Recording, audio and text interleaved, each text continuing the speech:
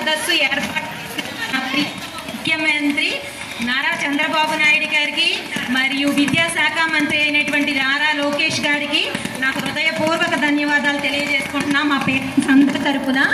So అందరం కూడా మా పిల్లలు ఎలా చదువుతున్నారు అనేటువంటి విషయాన్ని మన పేరెంట్స్ అందరం కూడా ఉపాధ్యాయులతో చర్చించాలి అనేటువంటి సదుద్దేశంతో ఇంత గొప్పగా ఇంత ఘనంగా ఎక్కడా కూడా చూడని విధంగా మనకి ఇంత అవకాశాన్ని కల్పించినటువంటి ఈ విద్యాశాఖ అధికారులందరికీ కూడా కృతజ్ఞతలు తెలియజేసుకుంటున్నానండి.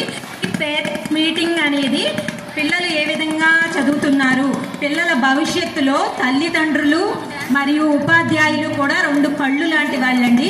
ఆ కళ్ళల్లో ఏ కళ్ళు సరిగ్గా పనిచేయకపోయినా విద్యార్థులు అంధకారంలోకి వెళ్ళిపోతుంటారు.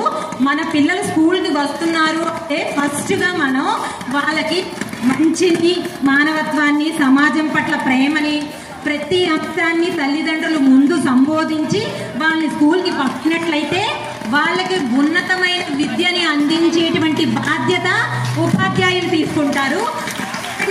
విద్యను అభ్యసించిన విద్యార్థులు ప్రతి ఒక్కరు కూడా సమాజానికి ఉపయోగపడేటువంటి ఒక మంచి విద్యార్థినిగా బయటికి వెళ్ళటం జరుగుతుంది. అందరూ కూడా ముందుగా తెలుసుకోవాలండి, తల్లిదండ్రులు చాలా కష్టపడి ఈ స్థాయికి తీసుకొస్తున్నారు. గవర్నమెంట్ స్కూల్ అంటేనే ఒక గొప్ప దేవాలయం కింద భావించి అడుగు పెట్టి చదువుకోవాలండి. మీరందరూ కూడా మనమేదో తక్కువ స్థాయిలో చదువుతున్నామని ఎప్పుడూ భావించదు. ఇటువంటిది మరియు మనకి విద్యా భోజన సదుపాయం డొక్కా సీతమ్మ గారు, ఎవరండి ఆవిడ? పూర్ణమ్మ దేవితో సమానమైనటువంటి ఆవిడ పేరు మీద మనకి మధ్యాహ్న భోజన పథకాన్ని పెడతాయి. అందులో ఏ విధంగానూ